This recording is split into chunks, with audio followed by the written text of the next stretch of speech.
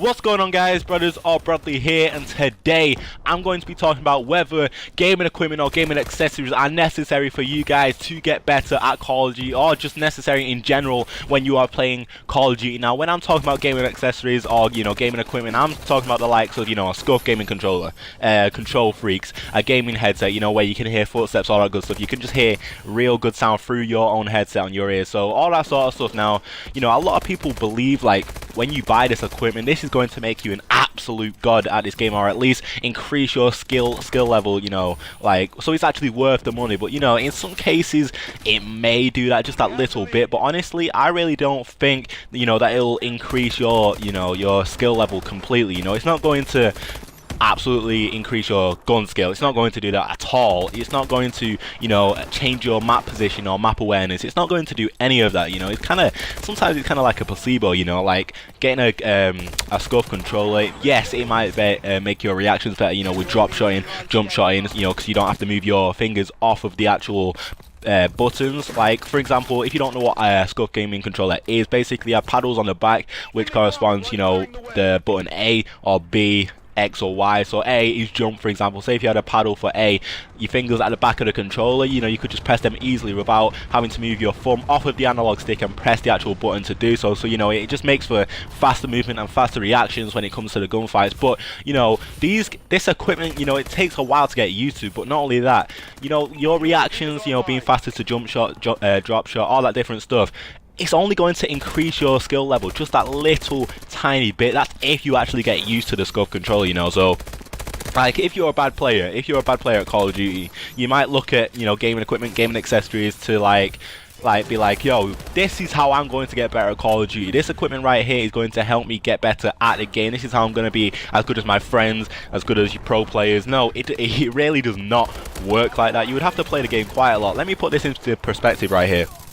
Like, if you look at pro players, let's look at pro players real quick. Let's talk about Scumpy, Crim6, all that good stuff. They use scuff controllers, right? So you think, just remember, right, they played like 9-10 hours a day. I don't know if I'm over exaggerating there, but whatever. They play a lot of time each day playing Call of Duty. They spend a lot of time on the game, perfecting map positioning, learning different spots, gun skill. They perfect it all by playing so much in each day. Now, like I said, they use scuff controllers, they use Astro headsets, they use all of it. They don't use control freaks, let me just point that out, but they use the scuff controller, headsets, all that good stuff. So if they were to not have this equipment, but they still played the amount of time they did each and every day, would they not be good at Call of Duty, or would they still be good because they play that amount of time a day? It's more so, like 100% it's more so because they play a lot more than the average person. So, like the key to getting better at Call of Duty, it's not just, buying all this, gaming accessories, all this gaming equipment. It's more so just playing the game more and more. So I really do not think like all this gaming equipment, when it comes to, scuff controller, control freaks and headsets, I don't think it's really necessary. But if you're willing to grind the gameplay a lot more, if you want to take it a lot seriously, it can be worth it. It can be worth it. If you want to spend all of that money on that equipment just to play the game casually, and you think you'll get amazingly better at the game, that's not going to happen at all. If anything, it's just going to increase that skill level, or just increase your reactions just that little bit.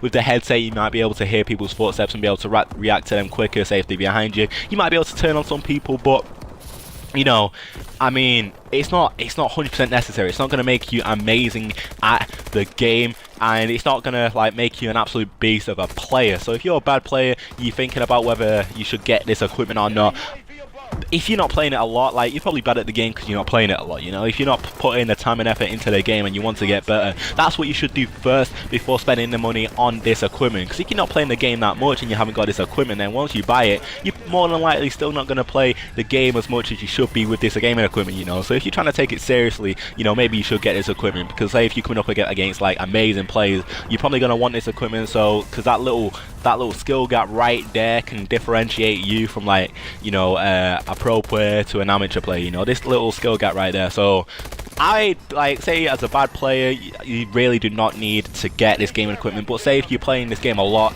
you know, you kind of want to take it seriously, you want to get a lot better at the game, or you're trying to get better at the game, or you feel as if you're at your peak and you just want to get that little bit further, maybe you should purchase this gaming equipment. But you know, if you're playing the game a lot, I think it might be worth it for you guys. Like me, I haven't actually got a gaming headset at the moment. I did on 360. It did help me just that little bit, but then again, it didn't help me a lot. You know. So I don't have a SCUF controller. I don't think I need one, because I don't think like it will be much worth it to me. You know, like it will take a while to get used to all the different stuff. You know, so I really don't need all this gaming equipment at the moment anyway. I probably will purchase a headset in the near future, but a SCUF controller, control freeze, now I don't need that stuff, man. So is it necessary or not? In my opinion, it's not completely necessary. I don't think it's really necessary, but you know, if you're trying to take it seriously, then maybe it is necessary to you guys, depending on the type of person you are when playing this game. So I didn't really end on an exact decision there, but you know, you can make your mind up from yourselves from what I've said within this video. But hope you enjoyed, guys. Leave a like if you enjoyed, subscribe if you are new, but I'll see you guys in the next one. Thanks for watching, guys. Follow me on Twitter. The link to that will be in the description. Like I said, it's not going to make you 100%, but it's not going to, like, if anything, it's not going to make you better at all. But, you know, if you really want it, buy it. You know, but it's a lot of money. So I'll see you guys in the next one. Peace.